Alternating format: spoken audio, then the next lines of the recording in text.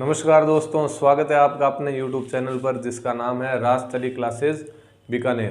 तो दोस्तों कैसे हो सभी आप? पढ़ाई चल रही होगी आपकी बढ़िया। तो आप लगातार पिछली जितनी भी क्लासें में जो भी कराया गया दोस्तों उनको बढ़िया तरीके से पढ़ते रहो और उनकी रिवीजन करनी मत भूलना, ठीक है ना। थोड़े थोड़े दिनों में 10-15 दिनों में वापस पीछे वाले टॉपिक देखते रहा करो ताकि आप उनको भूलो नहीं, क्योंकि ज़्यादा दिन हो जाते हैं तो वो थोड़े धुंधले पड़ जाते हैं दोस्तों, ठीक है। तो पिछली क्लास के अंदर दोस्तों अगर अभी तक टेलीग्राम चैनल को आपने ज्वाइन नहीं किया है तो डिस्क्रिप्शन में लिंक है, जाकर टेलीग्राम चैनल को जरूर ज्वाइन कर लीजिए। वहां पर आपको क्लास में जो भी पढ़ाया जाता है उनकी पीडीएफ आपको वहां पर क्या है टेस्ट मिल जाता है उसका, ताकि आप क्या है अपना मूल्यांकन करते रहिए और सभी क्वेश्चनों को क्या है अटेंड कीजिए। देखते हैं अपने आप को, देखो कि आपको कितना याद है कितना नहीं याद है, ठीक है। आपको जो भी कमियां है वो आपको पता चलेगी उन टेस्ट से। तो दोस्तों पिछली क्लास के अंदर हमने बात की थी आपके ईश्वरी सिंह की। तो हमने बात की थी भाई देबारी का समझौते के अंदर सवाई जय सिंह ने कहा था कि मेवाड़ के अमर सिंह द्वितीय को कहा था कि आपकी जो पुत्री होगी ना, आपकी जो पुत्री जो मेरे से शादी कर रही है चंद्र, और इसका जो पुत्र होगा वही जयपुर का राजा बनेगा। लेकिन हमने बात की सवाई जय सिंह मरते समय चंद्र कंवर के पुत्र को राजा नहीं बनाया बल्कि ईश्वरी सिंह को बना दिया। चंद्र कंवर का पुत्र कौन था? माधो सिंह था, ठीक है। तो माधो सिंह भाई कोटा बूंदी मराठों की और अपने मेवाड़ की सेना लेकर राजमहल का युद्ध कर लेता है। राजमहल का है टोंक के अंदर 1747 के अंदर युद्ध होता है। ईश्वरी सिंह की सहायता कौन करता है? सूरजमल जी जाट करते हैं, ठीक है। और ये युद्ध कौन जीत जाता है? आपके ईश्वरी सिंह जीत जाता है। इतनी बड़ी सेना को भी ईश्वरी सिंह पराजित करता है। तो ईश्वरी सिंह राजमहल विजय के उपलक्ष्य में कौन सा स्मारक बनाता है? ईसर लाट का निर्माण करता है। ईसर लाट 7 मंजिला है। ये सारी हमने बात कर दी। लेकिन थोड़े समय बाद में बगरू का युद्ध होता है। ये सेम कंडीशन माधो सिंह के साथ में, वही कोटा बूंदी मेवाड़ मराठे और अपने ईश्वरी सिंह के साथ सूरजमल जी जाट। लेकिन इस बार वो युद्ध हार जाता है और मराठे उनको चौथ के लिए परेशान करते हैं तो वो आत्महत्या कर लेते हैं। राजमहल विजय के उपलक्ष्य में बाद में ईश्वरी सिंह की पोर्ट्रेट आदमकद की जो चित्र है वो किसने बनाया था? साहिब राम ने बनाया। बाद में भाई बन जाता है माधो सिंह। माधो सिंह आपके सवाई माधोपुर की स्थापना करता है, शीतला माता के मंदिर का निर्माण करवाता है और वो मोती डूंगरी मंदिरों को निर्माण करता है। नाहरगढ़ में अपनी 9 पत्नियों का एक समान महल बनाता है, ठीक है। बंटवाड़े का युद्ध में कोटा के शासक शत्रु साल से वो हार जाता है। ये युद्ध किस कारण हुआ था? रणथंभौर। और 1759 के अंदर कांकोड़ के युद्ध में ये मराठों को पराजित करता है, ठीक है। तो अपने ये मुख्यतः बात आज हम शुरू करेंगे दोस्तों सवाई प्रताप सिंह। सवाई प्रताप सिंह।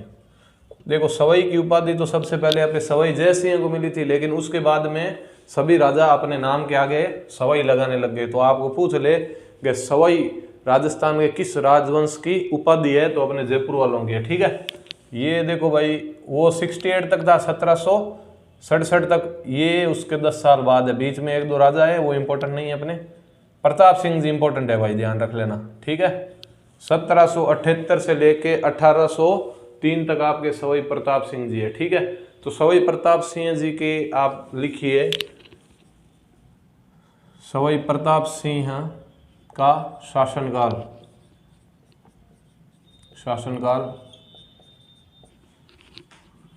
जयपुर की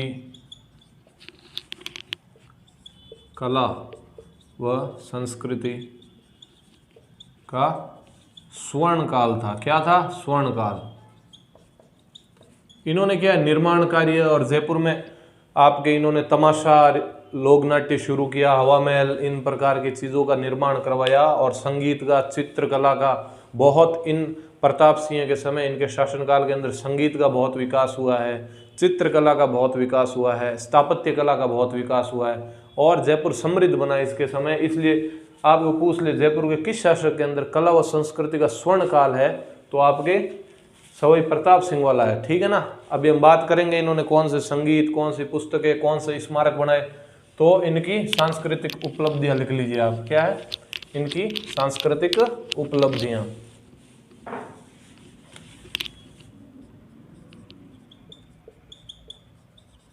सांस्कृतिक उपलब्धि लिखो। उपलब्धियां।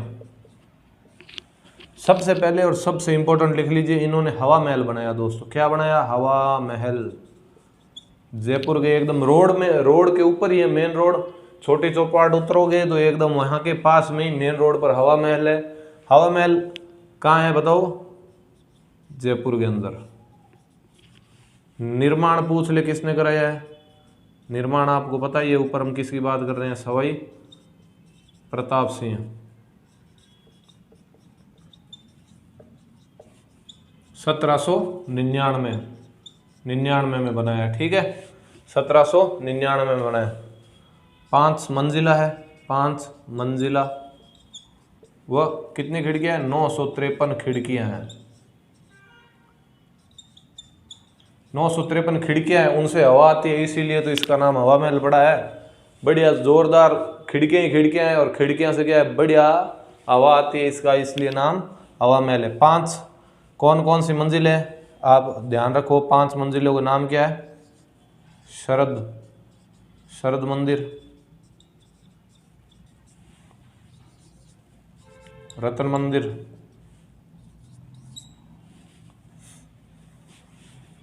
ट्रिक क्या है इसकी? ट्रिक ध्यान रख लेना भाई, इन 500 की ट्रिक बता। शराबी पौवा क्या है? शराबी पौवा। शराबी क्या है? शराबी आपके पौवा है। तो श से हो गए आपके शरद, र से रतन, और इस बी से है ना विचित्र, विचित्र मंदिर, प से विचित्र मंदिर, प से, और व से आपके ध्यान रख लेना आप प्रकाश मंदिर।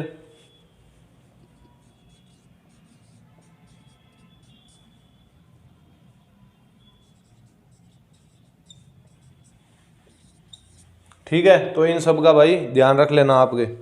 और लास्ट वाला नाम ही हवा महल ही है। ठीक है ना, लास्ट वाले का नाम यहाँ ट्रिक से अलग है। लास्ट वाले का नाम यही है, हवा महल। ठीक है, प्रकाश और हवा मंदिर लिख लो भले ही। ठीक है, तो सवाई प्रताप सिंह ने हवा महल का निर्माण करवाया आपके जयपुर के अंदर। 1799 में कराया। 5 मंजिला है, 953 खिड़कियां है। इसका नक्शा किसने बनाया भाई? इसका नक्शा लालचंद ने बनाया। किसने? लालचंद्र ने बनाया है। इसकी आकृति कैसी है दोस्तों? हवा महल की आकृति पूछ ले। हवा महल की क्या आकृति? तो कृष्ण भगवान के मुकुट की तरह है। कृष्ण भगवान की क्या है?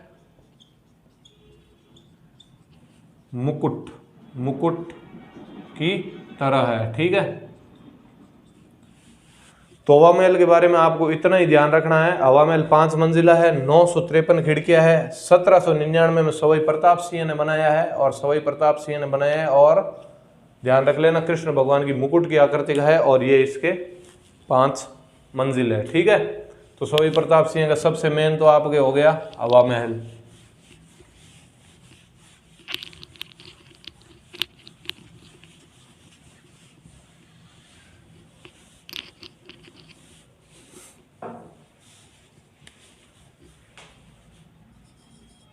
इन्होंने एक चित्रकला स्कूल खोली। चित्रकला की क्या है? स्कूल खोली।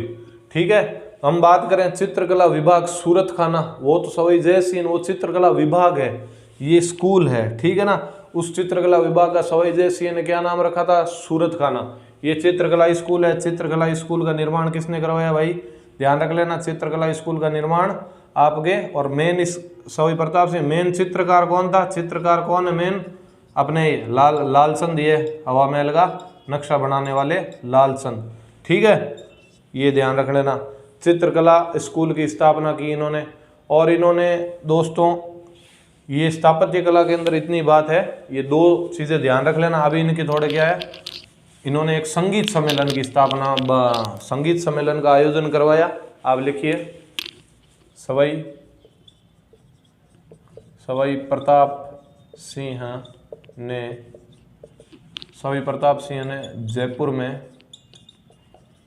जयपुर में संगीत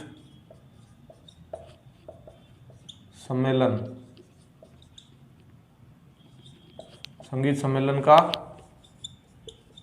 आयोजन करवाया। एक हमने बात की, देखो स्थापत्य कला के अंदर इन्होंने हवा महल जैसा अनूठा एक प्रकार से महल बनाया और संगीत के भी ये प्रेमी थे।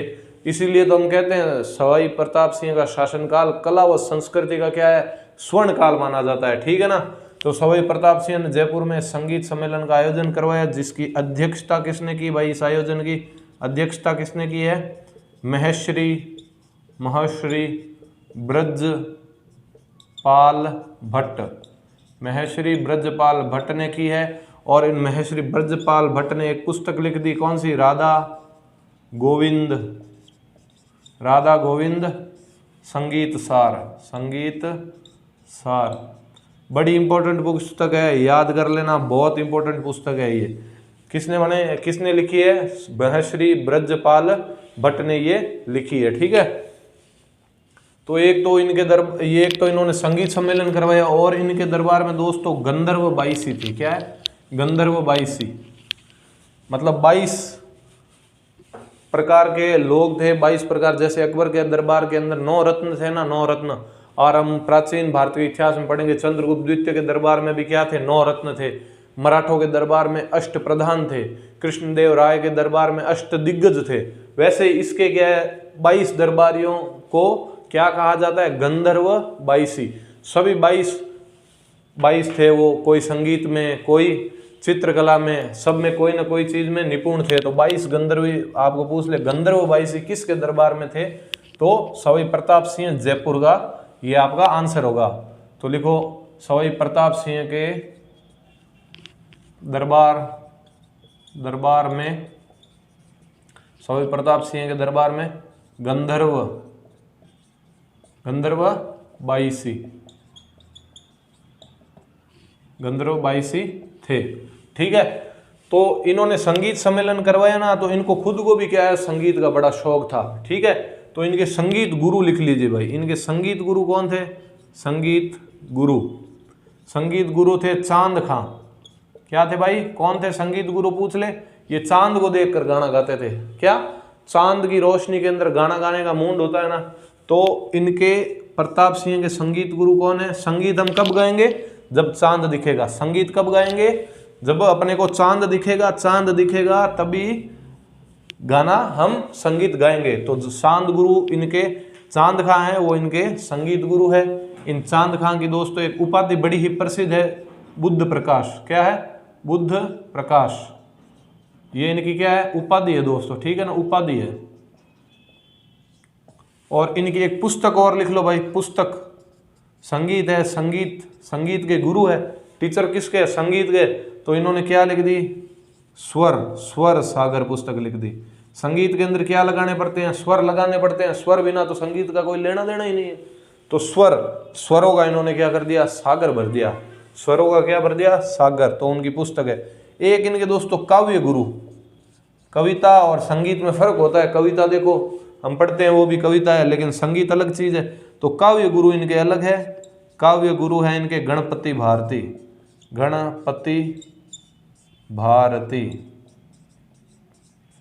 गणपति जी पर बहुत सी कविता लिखी गई है ना। गणपति बाप्पा मोरया, गणपति बाप्पा पर क्या है? बहुत सी कविता लिखी गई है। तो इनके काव्य गुरु कौन है? गणपति भारती। ठीक है। तो दोस्तों इनके गुरु ये तो पुस्तकें लिखते ही थे, जैसे स्वर प्रकाश। और अपने गुरु को देख देख कर ये भी क्या है? पुस्तकें लिखने का सवाई प्रताप सिंह संगीत का शौकीन, चित्रकला का शौकीन। और आपके क्या है? पुस्तकें लेखक और था ये, तो पुस्तकें और लिखता था। तो ये किस नाम से पुस्तकें लिखता था? लिख लीजिए सवाई प्रताप सिंह ब्रजनिधि नाम से पुस्तकें लिखते थे। इनकी प्रसिद्ध पुस्तक कौन सी है? सवाई प्रताप सिंह की प्रसिद्ध पुस्तक पूछे कौन सी है भाई? ब्रजनिधि ग्रंथावली।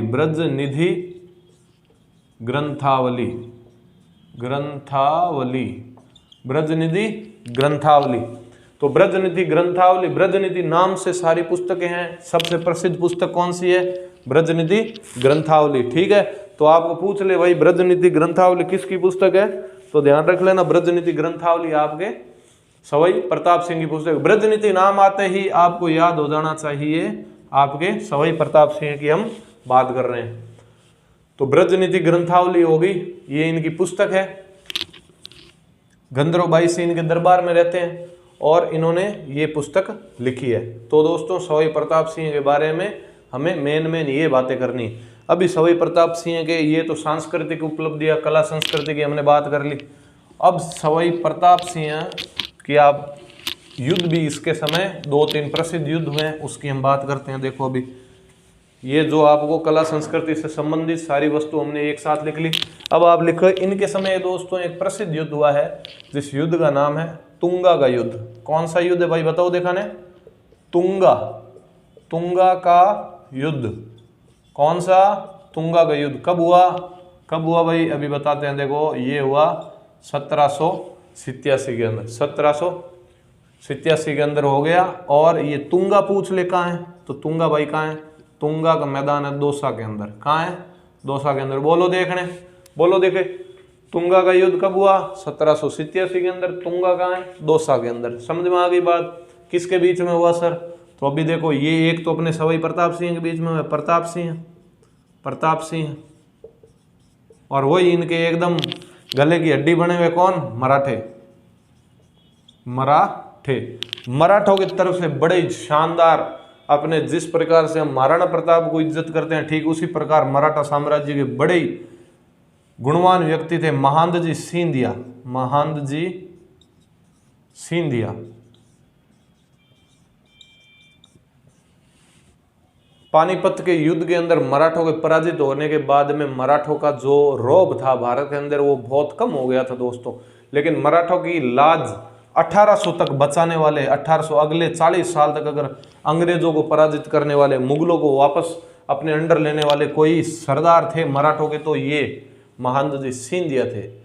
महादजी सिंधिया बड़े ही होनहार, दुर्गादास राठौड़ जैसे बड़े ही शूरवीर मराठा साम्राज्य के सरदार थे। इनके साथ युद्ध हुआ है इनका प्रताप सिंह का, और इस युद्ध के अंदर प्रताप सिंह जीत जाते हैं। प्रताप सिंह क्या करते हैं? जीत जाते हैं इस युद्ध के अंदर। तो दोस्तों महादजी सिंधिया थे ना, ये पानीपत के युद्ध के अंदर और गए थे। पानीपत के युद्ध के अंदर हम बात करते हैं 28,000 मराठा मर गए थे। और जदुनाथ सरकार ने कहा था कि महाराष्ट्र का शायद ऐसा कोई परिवार हो जिसने इस युद्ध के अंदर अपने परिजन नहीं खोए हों। इतना ये विकराल, इतना खतरनाक पानीपत का तीसरा युद्ध हुआ था, लेकिन उसके अंदर बचने वाले महादजी सिंधिया थे।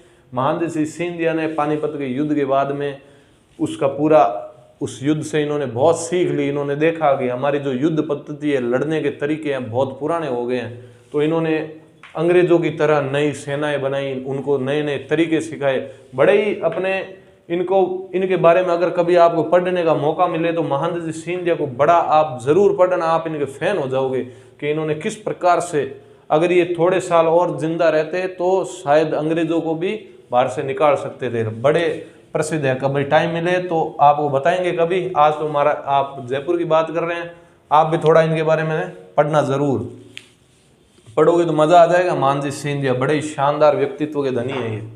तो प्रताप सिंह जीत जाते हैं। महादजी सिंधिया मराठा सरदार है। सिंधिया मैंने आपको बताया था सारे ग्वालियर के हैं, ग्वालियर एमपी के अंदर है, ठीक है। सवाई प्रताप सिंह इस युद्ध के अंदर जीत जाते हैं, तुंगा का युद्ध, ठीक है। ये तुंगा का युद्ध भाई पेपर में पूछ रखा है, ढंग से याद कर लेना इसको, ठीक है।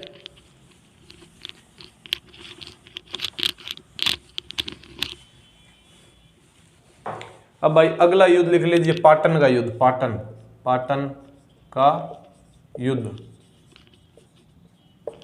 पाटन का युद्ध कब हुआ सर? तो भाई अपने ठीक 2 साल बाद हो गया तुंगा के युद्ध के, ठीक है। 1789 के अंदर आपके 1789 के पाटन का युद्ध हुआ। ये भी सवाई लिख लेना भाई। तुंगा के युद्ध के अंदर जोधपुर के विजय सिंह ने सहायता की है उसकी, प्रताप सिंह की।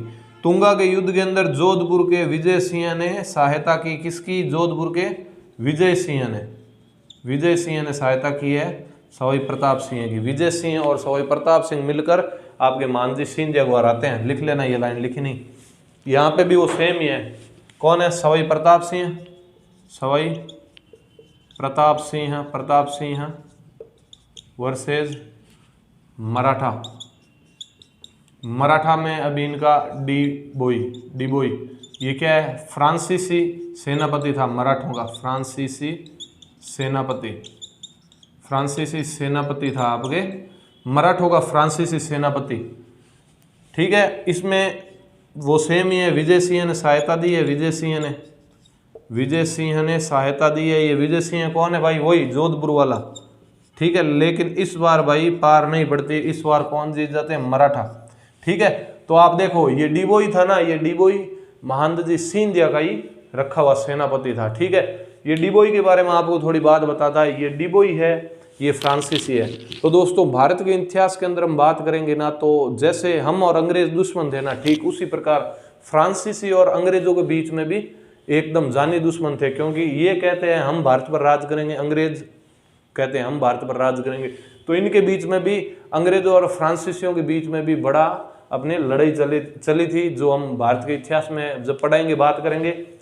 तो अंग्रेजों ने क्या है, महादजी सिंधिया पानीपत के युद्ध के बाद में भी मराठों की कमान संभाले रहे, और अंग्रेजों को एकमात्र मराठा सरदार जिन्होंने अंग्रेजों को एक बार नहीं, दो बार नहीं, चार चार पांच बार बुरी तरीके से पराजित करने वाले अगर कोई सरदार थे ना, तो वहाँ महादजी सिंधिया थे। अंग्रेजों ने भाई हाथ जोड़ दिए, अंग्रेजों ने कहा यार ये भारत के जितने ही हैं इनको लड़ना तो आता है, इनको मरना आता है लेकिन लड़ना नहीं आता। लेकिन इस महादजी सिंधिया ने लड़ना सीख लिया, किस प्रकार से रणनीति से लड़ना है। अभी ये सीधा कोई छाती लेकर मैदान में नहीं आ जाते हैं, ये पूरी प्लानिंग बनाते थे महादजी सिंधिया। अंग्रेजों की तरह सोचना अगर सबसे पहले किसी ने भारत के अंदर शुरू किया है तो वो महादजी सिंधिया थे। महादजी सिंधिया ने अंग्रेजों की चाल से ही, जैसे वो फूट डालो राज करो ऐसी नीति अपनाई, ठीक उसी प्रकार महादजी सिंधिया ने भी अलग अलग नई नई तकनीकों से अंग्रेजों को हरा दिया। अंग्रेजों ने सोचा यार करें तो करें क्या, तो अंग्रेजों ने युद्ध के अंदर तो अंग्रेज महादजी सिंधिया को कभी हरा नहीं पाए। महादजी सिंधिया के सामने जब सामना हुआ तो बुरी तरीके से पराजित हुए। तो उन्होंने अपनी वही आदत, तो उन्होंने क्या किया, एक फ्रांसीसी को बुलाया और फ्रांसीसी को कहा, फ्रांसीसी किसको बुलाया, डिबोई को, और डिबोई को कहा तू जाकर महादजी सिंधिया अपनी सेना बना रहे थे नई पद्धति से अंग्रेजों के खिलाफ लड़ने में, पुरानी युद्ध पद्धति को छोड़कर नए हथियारों से नई रणनीति से लड़ना सिखा रहे थे। तो अंग्रेजों ने कहा डिबोई तू जाकर महादजी सिंधिया की सेना के अंदर भर्ती हो जा, और वो जितनी भी खुफिया बातें हैं वो सारी हमें आकर बता दे।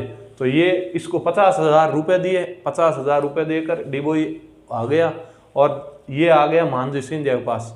तो महादजी सिंधिया ने इसको क्या भर्ती कर लिया। महादजी सिंधिया ने सोचा कि फ्रांसीसी तो खुद अपनी तरह, जैसे हम अंग्रेजों के दुश्मन हैं वैसे ही फ्रांसीसी अंग्रेजों के दुश्मन होते हैं, और ये फ्रांस का है, इससे भी नई नई युद्ध पद्धतियाँ आती है, किसी प्रकार से लड़ना है नई रणनीतियों के अनुसार, तो ये अपनी क्या है, अपनी सेना को है ना परीक्षण दे देगा।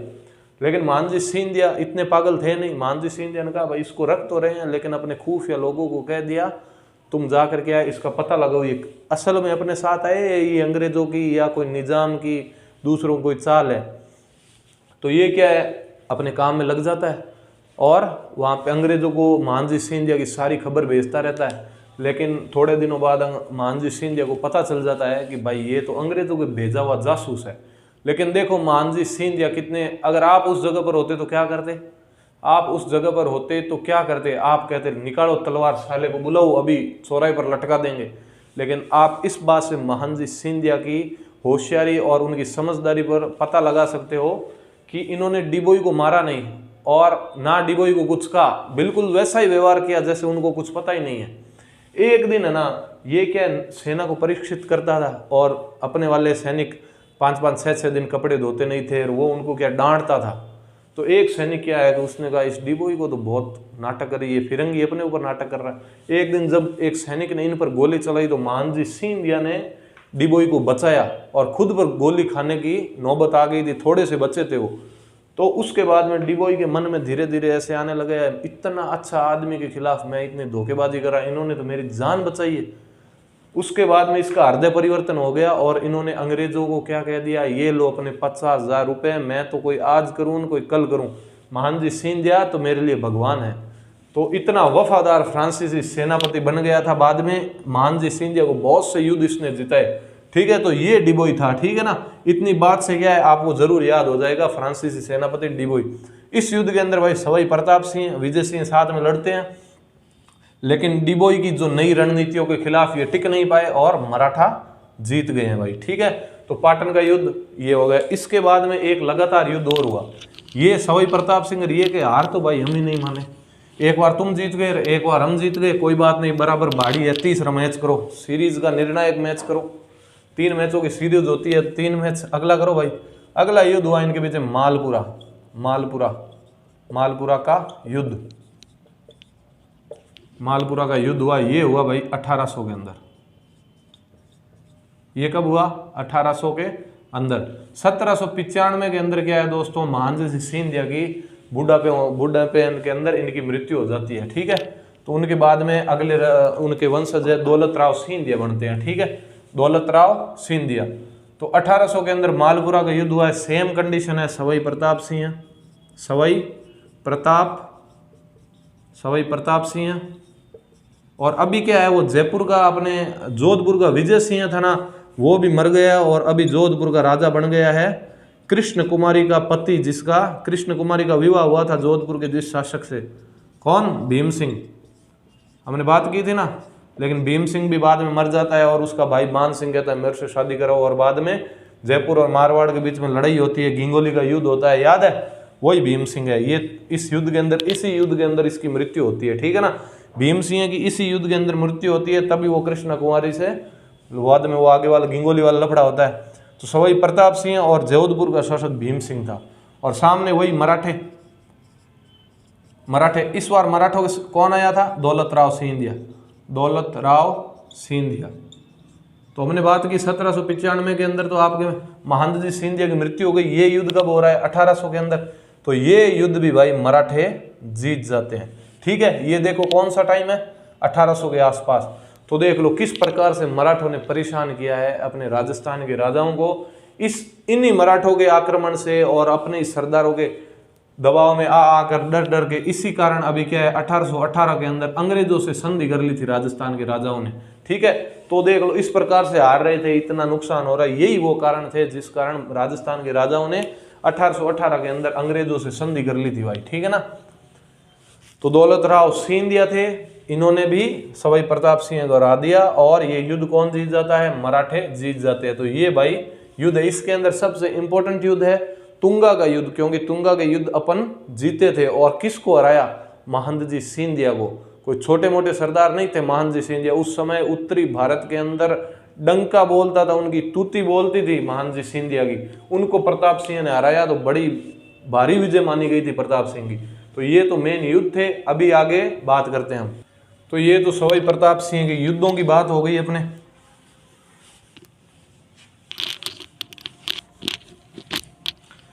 एक दोस्तों उनकी कला व उनके अपने सांस्कृतिक उपलब्धियों के अंदर एक लाइन ये भी लिख लेना कि सवाई प्रताप सिंह ने दोस्तों गुणीजन खाने की स्थापना की। गुणीजन खाना की स्थापना की। तो आपको पूछ लिए जयपुर के किस शासक ने या राजस्थान के किस शासक ने गुणीजन खाने की स्थापना की है? उत्तर इंपॉर्टेंट है, गुणीजन खाना पूछते हैं अपने। सूरत खाना, गुणीजन खाने की स्थापना किसने की है? सवाई प्रताप सिंह ने। और एक दोस्तों सवाई प्रताप सिंह को अपने ऐसे ही थोड़ी ना कहते हैं, कला व संस्कृति का स्वर्णकाल, संगीत का सम्मेलन करवाया, और संगीत में बहुत बड़ी पुस्तक बंशीधर आपके महेश्वरी ब्रजपाल भट्ट द्वारा बनाई गई। ठीक है, और इन्होंने हवा महल और ऐसी बहुत सी चीज़ें अपने निर्माण करवाई, जिसके बारे में हमने विस्तार पूर्वक बात कर ली। तो एक क्या है, महाराष्ट्र की आपके महाराष्ट्र के अंदर एक जाति थी आपके भट्ट, ये महेश्वरी ब्रजपाल भट्ट, ये सारे भट्ट ज्यादातर महाराष्ट्र के थे। तो महाराष्ट्र में ये जो भट्ट जाति है ना, ये एक लोक नाट्य करती थी जिसका नाम था तमाशा। ये क्या करते थे? तमाशा करते थे। तो एक बार ये कोई क्या है महाराष्ट्र के अंदर टूर में गए हुए थे ना, तो इन्होंने तमाशा देख लिया। भाई ये तो जोरदार है ना भाई। एक बंशीधर भट्ट नाम का आदमी था। कौन था? बंशीधर भट्ट। बंशीधर भट्ट नाम का आदमी क्या है, उस समय तमाशा दिखा रहा था। इसने कहा भाई बंशीधर तूने तमाशा तो जोरदार दिखाया, एकदम मूंड क्या है, दिल गार्डन कर दिया तूने। तेरे को यहाँ कितनी कमाई होती है रे बंशीधर? उसने कहा साहब कमाई कहाँ है, 2 वक्त का खाना मिल जाए तो जोरदार बात है। इसने कहा तो चल अपने जोड़े जपाटे पैक कर, बोरिया बिस्तर पैक कर और मेरे साथ जयपुर चल। तेरे जितना भी परिवार है सबको साथ में ले ले और अपने जयपुर के अंदर तेरे को क्या ये तमाशा ही दिखाना है, ठीक है। मैं तेरे को रखूंगा वहां पर, तेरे परिवार को बसाऊंगा जयपुर के अंदर। इन्होंने कहा हम तो ऐसे इधर उधर घूमते हैं, हमारे यहाँ पर तो तमाशे करने वाले बहुत है, कोई मानता ही नहीं, आप चलो भाई आप राजा हो। तो बंशीधर भट्ट को क्या है, इन्होंने जयपुर बुला लिया। और अभी हम बात करेंगे कला संस्कृति के अंदर तमाशा कहाँ का प्रसिद्ध है, जयपुर का प्रसिद्ध है भाई। ओपेरा शैली के अंदर प्रस्तुत किया जाता है तमाशा। तमाशा किस शैली के अंदर, वो सारी बात हम कला संस्कृति के अंदर करेंगे। और बड़ाई राजस्थान के अंदर सबसे प्रसिद्ध लोक नाट्यों में से अगर सबसे पहले किसी की बात की जाए तो तमाशा गिणित चुनती के अंदर सबसे आगे आएगा, ठीक है। तो लिखो महाराष्ट्र के बंशीधर भट्ट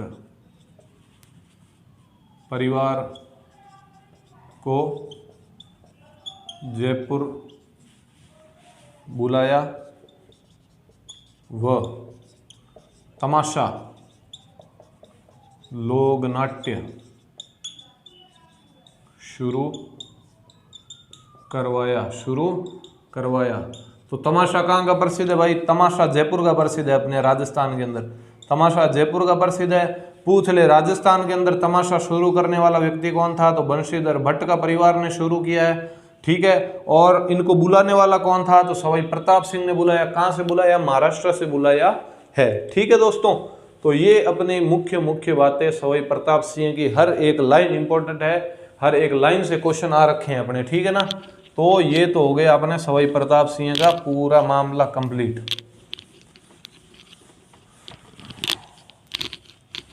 इतना ही ध्यान रखना है आपको सवाई प्रताप सिंह के बारे में, ठीक है। हर एक लाइन इंपॉर्टेंट है भाई इनकी। सवाई प्रताप सिंह से क्वेश्चन बहुत आते हैं। मान सिंह, सवाई जय सिंह, मिर्जा राजा जय सिंह के बाद में अगर आपके किसी के क्वेश्चन आएंगे तो एक तो 1857 क्रांति वाला राम सिंह है और दूसरे अपने ये प्रताप सिंह है। ये 5 से राजा बड़े इंपॉर्टेंट है। अगले राजा आप जानते ही हो, अभी 2 से अभी इसी वीडियो के अंदर थोड़ी देर पहले हमने बात भी की है इनकी, जगत सिंह सेकंड। जगत सिंह सेकंड आप जानते हो उसको, मुझे पक्का हमने पहले बहुत बार बात कर ली।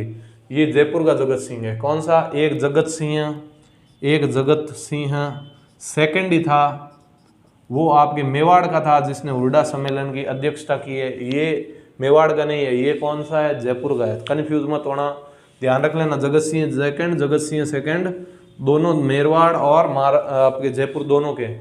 तो इस जगत सिंह ने तो भाई गिंगोली का युद्ध किया था आपके मान सिंह जी के साथ। गिंगोली का युद्ध हुआ था ना भाई, कब हुआ बताओ गिंगोली का युद्ध, 1807 के अंदर गिंगोली का युद्ध हुआ था आपके। 1810 के अंदर बाद में कृष्ण कुमारी को जहर दे दिया जाता है अमीर खां पिंडारी और अजीत सिंह चुंडावत के कहने पर। कौन देता था, इसका पिता भीम सिंह। इसका विवाह भी कृष्ण कुमारी का जोधपुर के भीम सिंह से हुआ था। वो सारी कहानी हमने अच्छी तरीके से समझ ली है, तो बाद में बताने की जरूरत है नहीं। तो किसके साथ हुआ, आपके जगत सिंह, ये युद्ध किसके बीच में हुआ था, जगत सिंह सेकंड वर्सेस जोधपुर का कौन था आपके, जोधपुर का मान सिंह। मान सिंह के बारे में हमने बात की थी, जयपुर आपके मारवाड़ का सन्यासी राजा, इसकी पुस्तक थी मानचरित्र। इसने क्या है, नाथ संप्रदाय की मुख्य पीठ महामंदिर का निर्माण करवाया था। इसने पुस्तक प्रकाश का निर्माण करवाया था। सारी बात इसकी कई दरबारी था आपके बांकीदास, जिसने कौन सी पुस्तक लिखी, बांकीदास रिख्यात। कौन सा गीत लिखा, आयो अंग्रेज मुलक रे ऊपर, मान जसो मंडन, कू कवि बत्तीसी। ये सारी पुस्तकें हमने लिखी थी ना, ये मान सिंह वही है जोधपुर वाला, ठीक है। तो ये युद्ध हुआ और ये जगत सिंह सेकंड अमीर खां पिंडारी की सहायता से जीत जाता है। तो और इसके अंदर इंपॉर्टेंट मैंने जब बात की 1818 के अंदर आपके जो राजस्थान के अधिकतर राजा, 3 रियासत मैंने बात की थी, कोटा, किशनगढ़ और करौली। सबसे पहले करौली के हरबख्श पाल सिंह ने किया था ये सारी बात।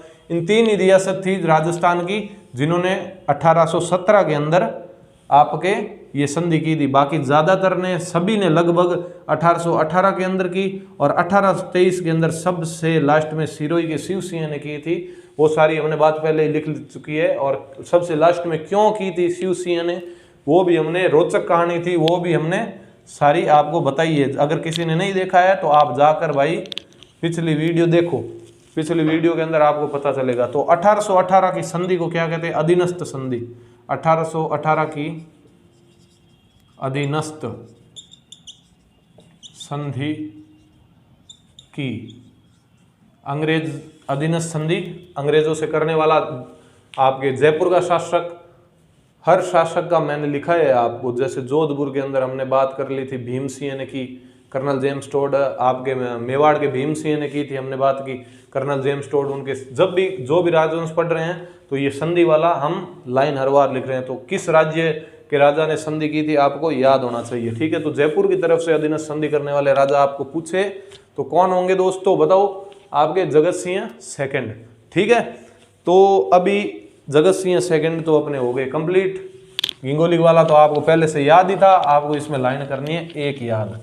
कितनी? एक याद। अब देखो दोस्तों, अपने लिख लो अभी आप, अगले राजा लिख लो, इंपॉर्टेंट राजा राम सिंह द्वितीय। राम सिंह द्वितीय 1835 से आपके राजा बने। 1857 की क्रांति के अंदर जयपुर के राजा कौन थे आपको पूछ ले तो आप इसका आंसर बताना। 1835 से लेके ये 80 तक है। इसी के समय जयपुर को गुलाबी रंग में रंगवाया गया। इसी के समय ये जयपुर क्या है? पिंक सिटी कहलाने लगी।